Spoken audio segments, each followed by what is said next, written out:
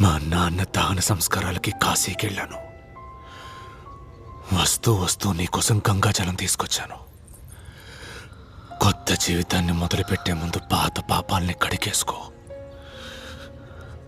ఆ మహాదేవుణ్ణి నిన్ను చల్లగా చూడమని వేడుకున్నాను. ఈ శంకర్ లాంటి కొడుకుని నీకివ్వమని కూడా కోరుకున్నాను. అప్పుడు కానీ నీకు అర్థం కాదు, ప్రేమలో పడి చచ్చే ప్రతి మగాడు ఏదో ఒక ఇంట్లో ముద్దుల కొడుకు అని.